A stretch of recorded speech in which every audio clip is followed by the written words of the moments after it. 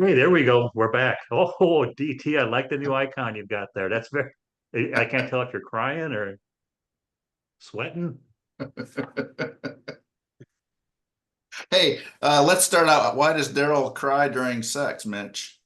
Oh, gross, gross. Pepper spray. The pepper spray.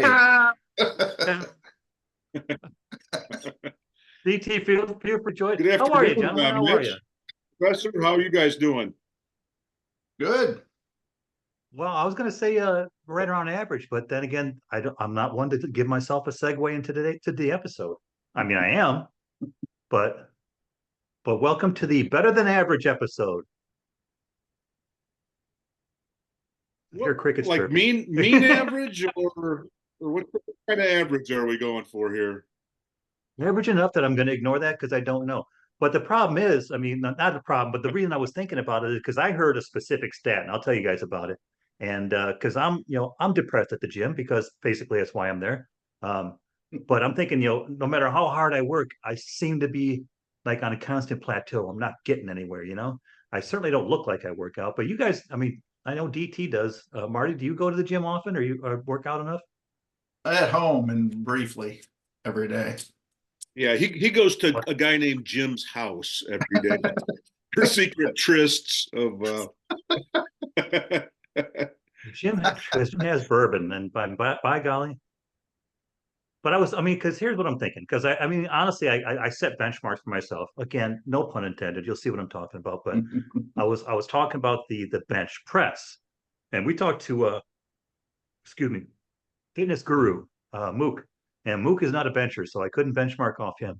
But I was sitting at don't no need to mention where I was sitting and fanning through Instagram, and I saw a stat that said only 3% of gym goers can bench 225.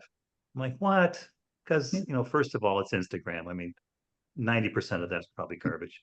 But then I started looking into it, and because I'm thinking, I bench press 225 all the time. It took me a while to get there, but what they're saying is, for more realistic context, that only men who have an intermediate level of experience are able to lift that much weight. And since most people are less than intermediate, there you go. That's why you get the average. Hmm.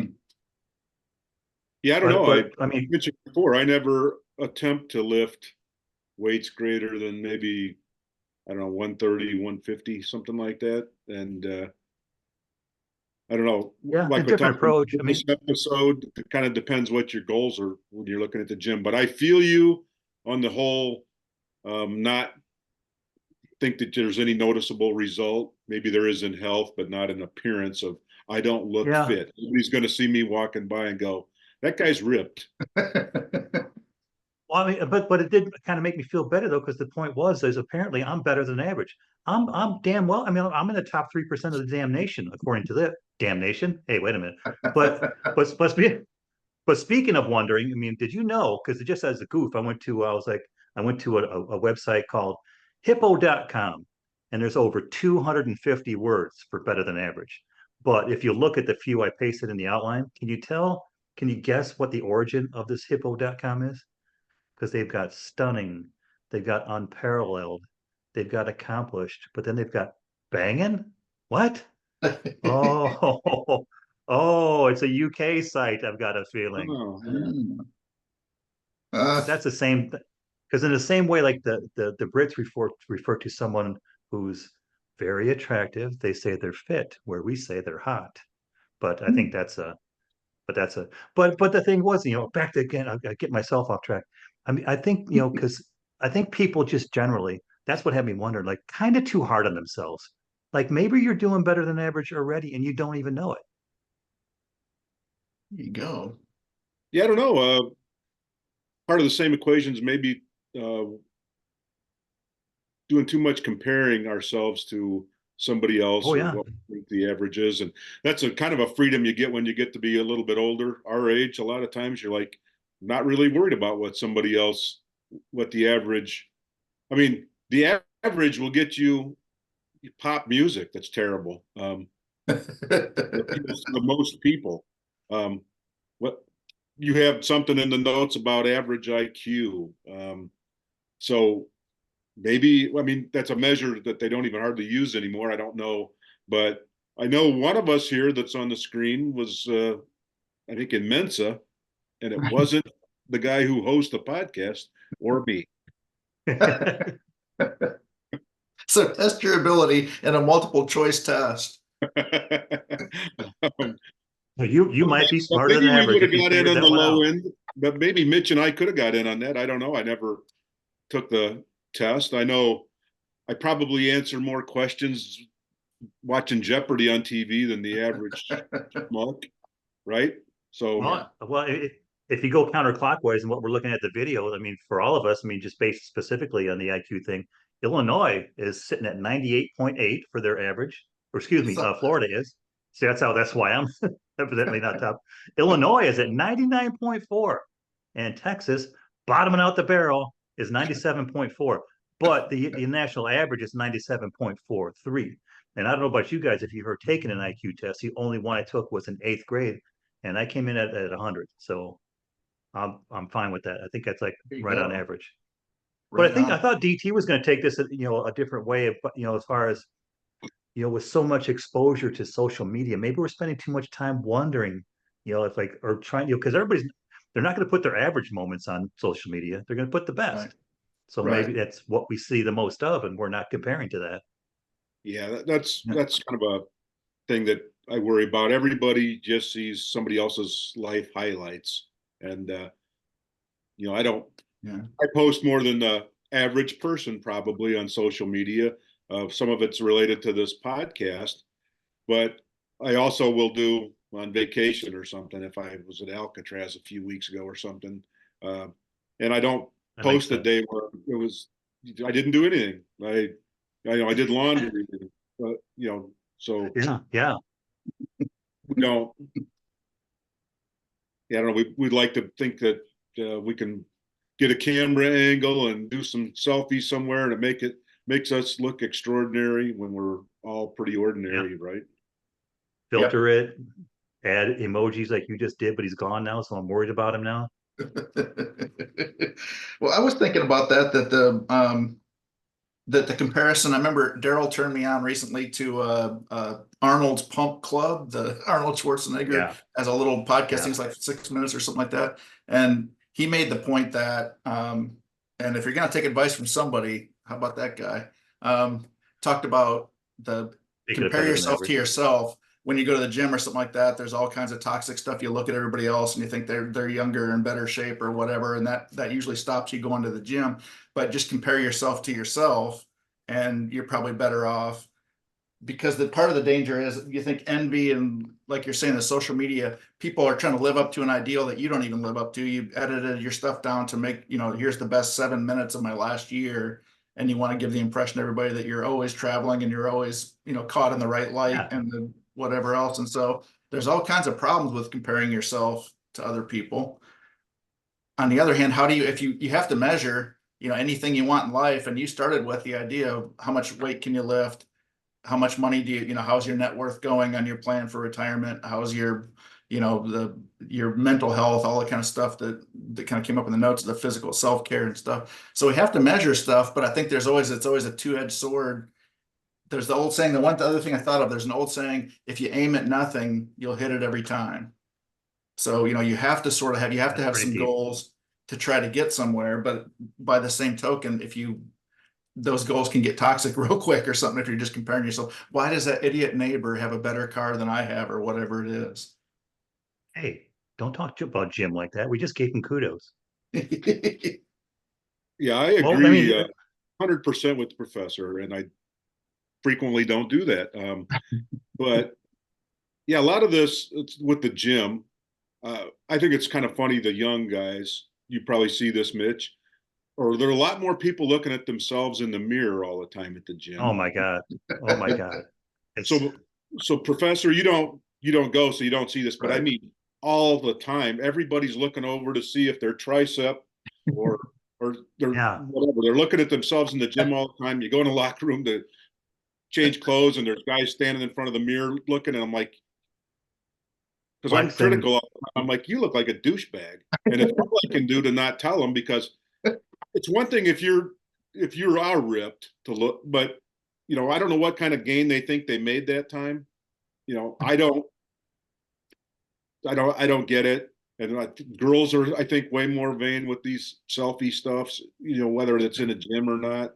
Yeah. So part of it's an age group thing. Maybe when I was 20, I was that way. I don't know. I mean, hair care was a lot more important to me then. Now it's a disaster no matter what I do with it. But the average Maybe we get a stuff, sponsor from Minwax. You never know. yeah, the average for goals, if you think you're below average, yeah, set your goal a little bit higher with the fitness and the Arnold podcast thing. He's like, try and do one more rep or, one more step. If you did 10,000 steps, try to better yourself every day and have some goals like Yeah. that. Well, I mean, there's some ways. I mean, I think, because to try to back away from the focus on the physical, but there's some things, as far as you maybe actually be smarter than average and not even know it. Like I put a few little things on there. I can't remember what this is from. I know I'm Some smarter website. than average. Don't worry. I am completely aware of the fact that I am smarter than average. We're always impressed by your humility. But they say one indication that you might be smart is you live in a mess. Your house is messy. Yes. You would think that to be the other way around, is someone who's smarter has everything all organized and neatened up. But they're saying that messes are because you're creative, and you're creative because you're smart. And I don't whatever that's for.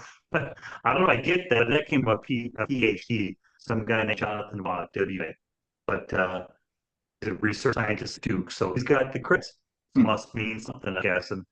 But another way is, and I don't know about any of you guys, I'm just throwing this out there, and I'm waving happy, oddly enough, because this feels Freudian.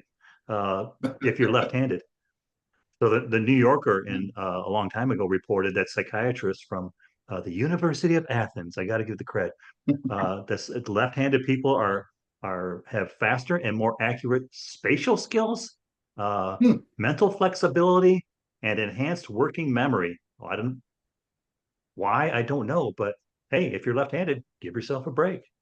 Yeah, that's crazy. I'm a righty. How about you, Mitch? Yeah, same. I mean, I do some things left-handed. Like I told somebody the other day, I'm learning to write left-handed in case I have a stroke. Ha! So, so, so I see now that leads right to the last one. It says you might be smarter if you're funny. So we're all three off the hook on that one. But Yeah. but comedians consistently score much higher on IQ tests than the average population. I kind of get it. I don't know. Yeah, I mean, I always enjoy the smarter comedians.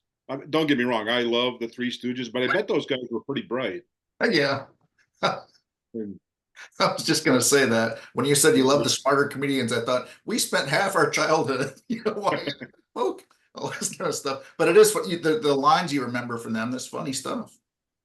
Yeah. Oh yeah. I mean, I really do like the smart comedians. If I'm watching a Netflix special on somebody, Chappelle's seems pretty smart guy. Yeah. Jerry Seinfeld's a pretty smart guy. Yeah. Well, I wish I could tell you guys the movie I watched last night based on recommendations from my son and his friend. Hilarious. It was from 1980. That's the only hint I'm going to give you. I'll tell you afterwards, because I don't know if the entire audience would agree. It's what we think is funny. But like humor, like back in the day, because it was like in the same time frame, like on Airplane, the movie Airplane, that was in the 70s. Most of it was really witty and hilarious. Like, can you tell me how long it is before we land, or say something like that? And he's like, I can't. He's like, you can't tell me. He's like, I don't know what it was, but it was funny. I can't see. I'm an idiot, I think. But there's a lot of pause. Oh yeah, that reminds me of my favorite joke. Remember I told you in 8th grade we took the IQ test? Same teacher asked me this one. Hey Marty, what's pun spelled backwards? No. Yep, and that's enough out of you. See, I think that's that's what he was telling me, and I still think, see it makes me laugh to this day. What is it, 40 years ago? Yeah, so I guess you're below average on IQ, is what you're saying. I guess it's just something I've learned to deal with. I mean, you're the smartest guy in that room. You appear to be alone, but oh nice. Man, you want me to just like stand up so you can tee off easier? So which things, if you were average at, is that a disappointment to you? I mean, I wish I was a average golfer. If the average golfer can shoot, 8 or 9 over par or something, I'd be happy. I'm, bad at that.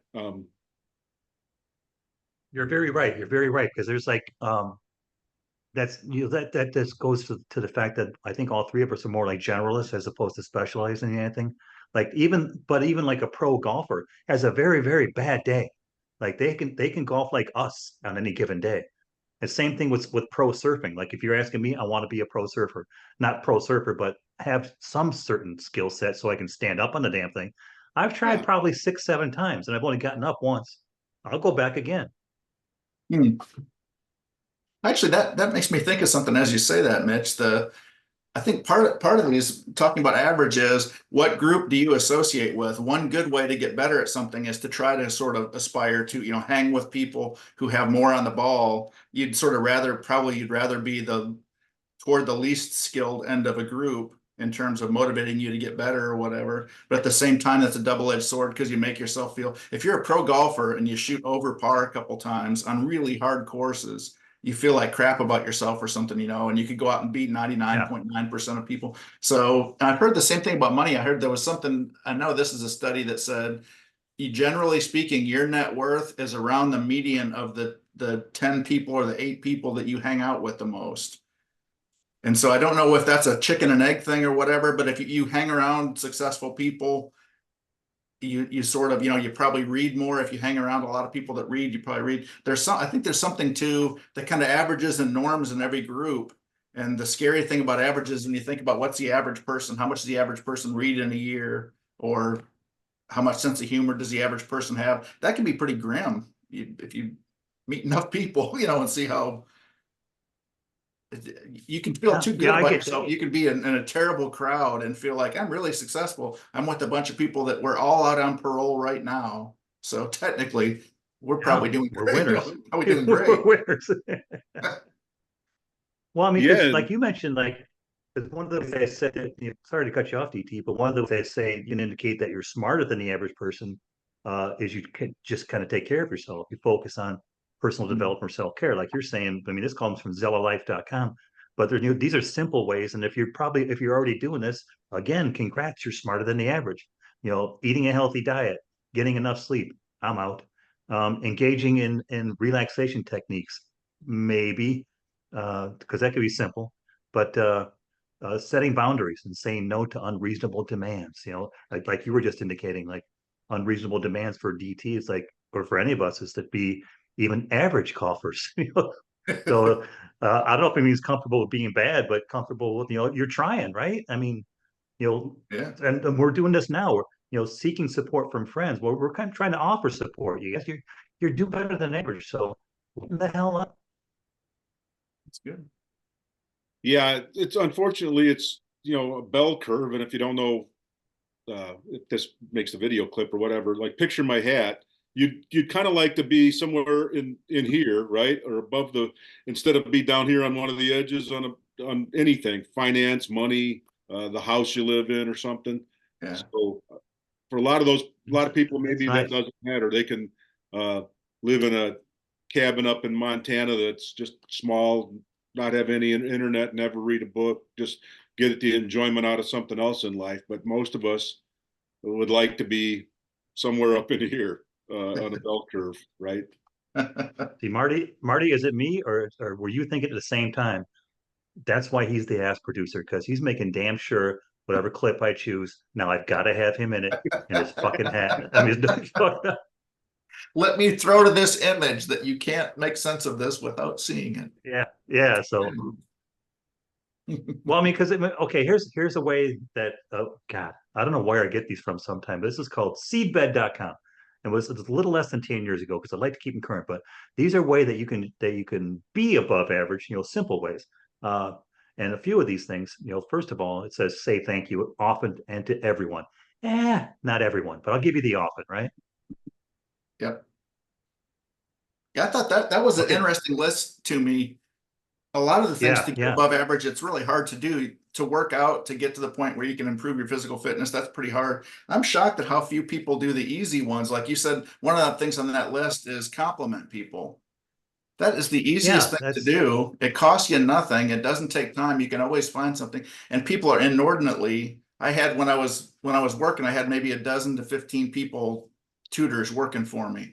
And it was always amazing how much just a little word of praise or something like that, saying something to somebody. At the end of every semester, I'd take everybody out for a beer and I would pick our system Really? had people could get reviewed on there. And I would go, so every session they would have to sign in and sign out and then they would say something. So I spent maybe an hour going through all my employees, all the feedback that they got, and just picked out a couple little funny ones or something that some of them were, but just heartfelt, she made me such a better writer or something like that. Or I learned more from this person than any of my teachers that I've been here. I'm a junior and I learned more in 5 or 6 sessions with this tutor. Boy, that just made them so, it was fun to do. Plus you can get your shots in on them. You'd have these Chinese people writing broken English about how much you helped them. It's like, you're getting a review from somebody who obviously can't write saying, I owe all my success at writing to this person.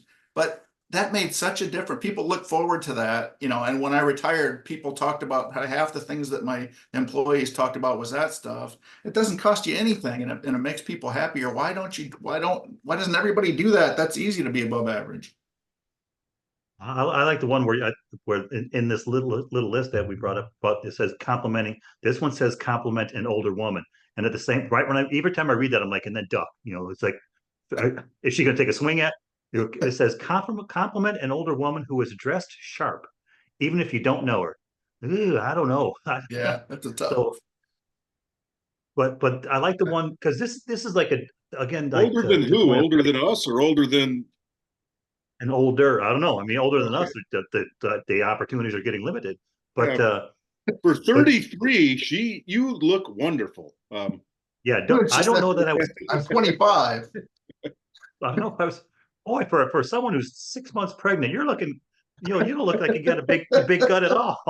But okay, how about number two? Let's get off this before we get in trouble. Number two, and speaking of number two, take a look at episode 22 of the Mitch Wonders podcast on this subject matter. But it says, give big tips. Certainly, I agree on tipping. It says if you can afford to eat out, save something for the staff who serve you. I'm buying that. But did you guys read it? Like below it says, I don't know if you've ever heard this. It says, if you eat out on Sunday, consider giving Yes. 100% tip. It says, thank you for serving me on Sunday. Have you heard that before? No, and I don't think that's a reliable source. I've actually heard a pastor in church say that one of the worst ways you have to screw up your witness as a Christian is that everybody knows, every server and every Applebee's in the country or whatever knows, the last shift you want to work is a Sunday afternoon shift because the stingiest people in the community are usually, people getting out of church. And he was saying, and he actually brought that up in a sermon, and his point was, boy, you're trying to send a message out there. You're trying to be, as Christ-like as you can be or whatever it is. And you're the stingiest, people avoid specifically working when all of you are getting out of church. There's nothing worse for your image, for what you're trying to project. Yeesh. I guess that makes kind of, but I mean, but as as you go through this list and DT, I don't think the people at seedbed.com are appreciating your not credible source comment there, Bucko. So watch out if they don't haunt your Instagram advertisements now. But a lot of these are basically good manners. Like don't talk on your phone when you're talking to someone else. Offer let someone get ahead of you in line. Speak to servers politely. Clean up after yourself. That's all just but if you want to be, I mean, this is all like if you're better than average, you're doing some of this because you're practicing self awareness and care. Number 10, they made it's a list of only 10, but the 10th they felt that it was important enough to note that you should wear clean underwear. My mom thought Uh, that was important for me to do too. So I don't know. In case you had to go into the ambulance. And yeah, To be fair I've to been your in a few. mom, every day older I get, the need to go for unplanned medical treatment. to be fair to your mom, Daryl, when your driving habits when you're young, you would have to be the person in your high school class, most likely to end up in an ambulance trip would probably be you. So Yeah, she was just yeah, I thinking agree. ahead. Go And ahead. let's all be honest. I mean, chances are, if you're going away in an ambulance, your underwear probably aren't clean anymore. They're the least of your One way, concern anyway. one way or the other.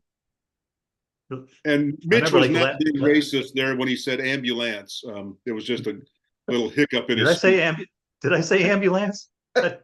I think I said ambulance, and that's a big difference because now we're back in North Central Illinois. I'll have to ask the professor what Mitch said. I'm going to the Yeah. library Otherwise, after this. the professor, otherwise known as Mr. Mensa, from moving forward.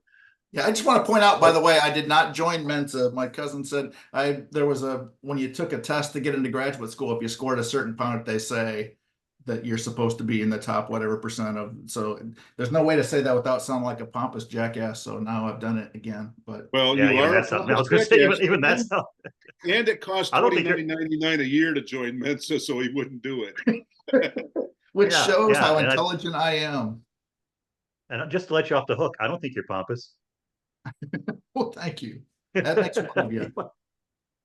That You makes might be one. a jackass, but I mean, the I fact you're get sitting it. here right now, I mean, I get it. but Hey, Mitch, there's but something you said. yo, You just made me think of something. That list that you mentioned, like being nice to servers, I think that's one good kind of life hack thing, or not a life hack, but you can tell a lot about a person by how they treat someone who's in a subservient role. You know, if you've got, I've heard stories about like, and not to get political, but Bill Clinton had a great, he would ask people, he'd remember people's names, you know, talk to the Secret Service, and be really good with White House staff and stuff like that. And supposedly Hillary was the opposite. Like no one wanted to, but I think that tells you a lot when everybody can kiss up to people above you or something like that. But it's kind of like the complimenting thing. It doesn't cost you anything.